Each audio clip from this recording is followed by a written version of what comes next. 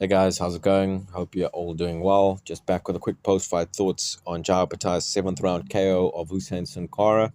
Not one of Jai Opetaia's best performances, but one of probably the best knockouts of the year in the end.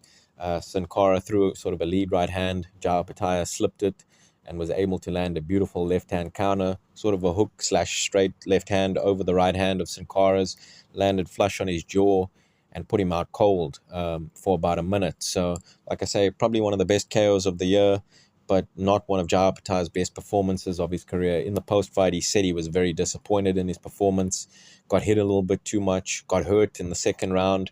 Cinkara hit him with sort of a double right hand that buckled Jai Opetaia.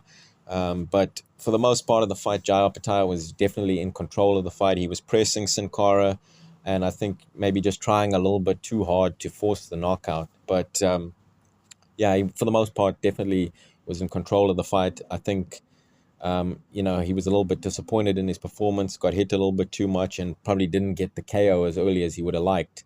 But also, because I think a lot of people were betting on maybe the under in this fight. So obviously that didn't cash. The fight went over. It went 7 rounds. However, I think it was in the fourth round. They kind of called the round short by about a minute.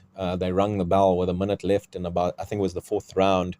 And this, I think, obviously changed the fight quite a bit because at that point, Cinkara was already sort of in survival mode and was out of gas, and Opetaia was pressing him, looking to get him out of there.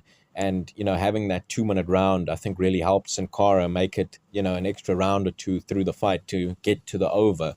And, lost to the seventh round where he was eventually, KO'd in spectacular fashion.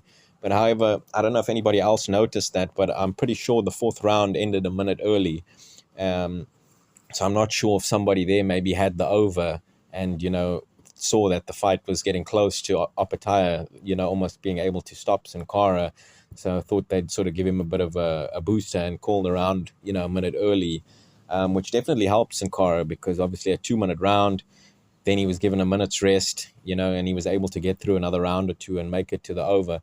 So if you did have the under in the fight, I'm not sure if you'll be refunded for that because that's not in the rules that there was going to be a 2 minute round.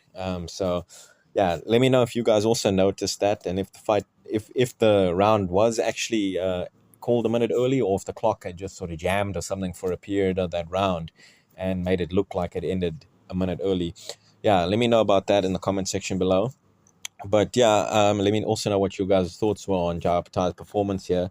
I don't think it's anything to really worry about. But yeah, I think overall he just tried to force the knockout. I think he wanted to really make a statement and get this fight over very quickly and, get the knockout.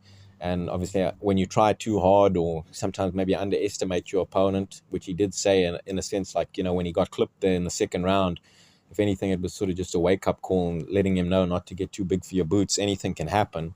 It's a fight and anybody can get knocked out, when a shot lands. So you got to be on your P's and Q's.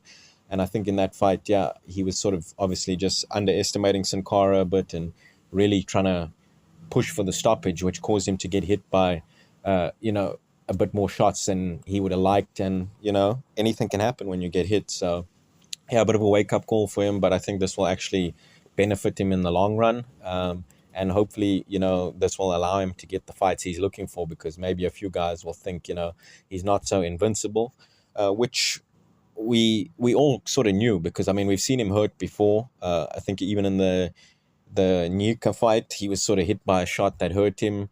And obviously in the Bradis fight, Bradis gave him, a hell of a fight in the first fight, broke his jaw, and, was able to hit him with, quite a few right hands. So, obviously, defensively he can be hit and he can be hurt, but still, he's a tremendous fighter, very skilled, got very good footwork and feints, and got power in both hands as well. Good counter puncher, got a good jab as well. I think in this fight, he probably should have used that jab a bit more, and he probably would have got the stoppage a little bit earlier, and he would have probably taken a lot less damage. But yeah, I think in this fight, he was just trying to force the knockout.